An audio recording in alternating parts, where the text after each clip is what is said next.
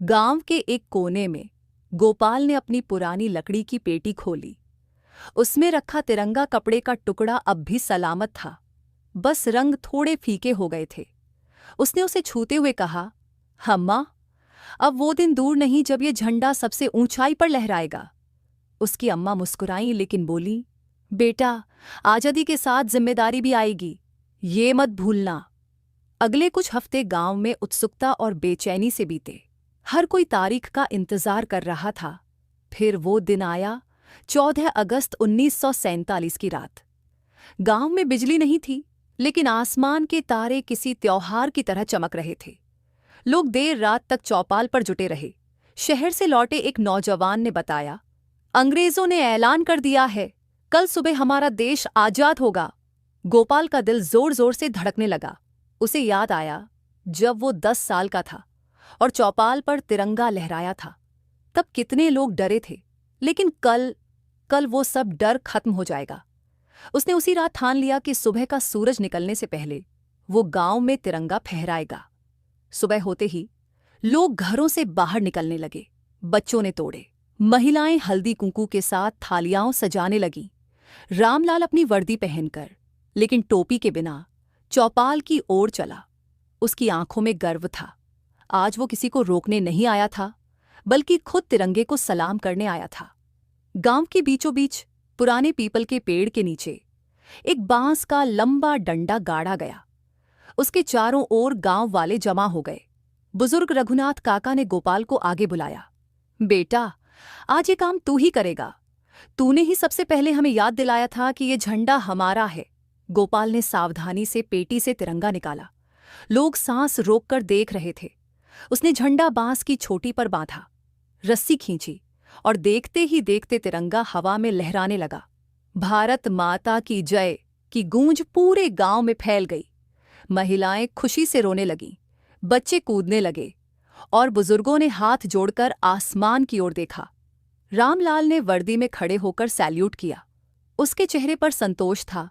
इतने सालों की खामोशी के बाद आज उसने खुलकर गर्व महसूस किया। उसने मन ही मन कहा, आज मेरे पिता को शांति मिलेगी। सेठ धर्मदास भी अपनी हवेली से बाहर आया। वो चुपचाप भीड़ में खड़ा रहा। चेहरे पर कुछ उलझन थी। शायद वो सोच रहा था कि अंग्रेजों के जाने से उसका व्यापार बदलेगा। लेकिन इस वक्त पूरे गांव की एकजुटता देखकर उसके मन में भी एक हल्की सी गर्माहट पैदा हुई। झंडा फहराने के बाद गांव में मिठाइयां बांटी गईं। कोई जलेबी ला रहा था, कोई चना गुड़ बांट रहा था। बच्चे तिरंगे के छोटे छोटे झंडे लेकर दौड़ते भागते रहे। उस दिन किसी को भूख या थकान नहीं लगी। हर कोई बस इस आजादी के पल को जीना चाहता था। शाम को चौपाल पर फिर से सब जुटे। इस बार बातें अलग थीं। अब चर्चा सिर्फ आज़ादी की नहीं, बल्कि उसके बाद की थी। स्कूल बनाने की, सड़कों की मरम्मत की, खेतों में नई तकनीक लाने की। गोपाल ने कहा, अब असली काम शुरू होगा। हमने आजादी पाई है, लेकिन अब हमें अपने गांव और देश को संवारना है। रामलाल ने उसकी बात का समर्थन किया। हाँ, आज हम सब बराबर हैं। अब कोई अंग्रेज नहीं, कोई मालिक नहीं। अब अगर कोई बदलाव लाएगा तो हम ही लाएंगे। उसकी बात पर गांव वालों ने तालियां बजाईं। सेठ धर्मदास ने भी उठकर कहा, मैंने हमेशा सोचा कि अंग्रेजों के बिना हम नहीं चल पाएंगे, लेकिन आज मैंने देखा कि हम अपने दम पर और भी अच्छा कर सकते हैं। मैं अपने गोदाम का कुछ हिस्सा गांव के अनाज भंडार के लिए दूंगा। ये सुनकर सब हैरान हुए, लेकिन फिर खुशी से तालियां बज उठीं। शायद आजादी ने सिर्फ कानून नहीं, लोगों के दिल भी बदल दिए थे। उस रात गांव में ढोलक, मंजीरे और गीत गूंजते रहे। बच्चे थककर सो गए, लेकिन बड़े देर रात तक बातें करते रहे। हर कोई अपने सपनों की बातें कर रहा था। किसी को अपने खेत में नई फसल बोनी थी, किसी को बेटियों को स्कूल भेजना था और किसी को जाकर पढ़ाई करनी थी। गोपाल अपनी अम्मा के पास बैठा था। अम्मा ने उसके सिर पर हाथ रखकर कहा, देखा बेटा, वो दिन आ ही गया जिसका इंतजार था। अब याद रखना, तिरंगे की असली इज्जत उसे फहराने में नहीं, बल्कि उसके मायने निभाने में है।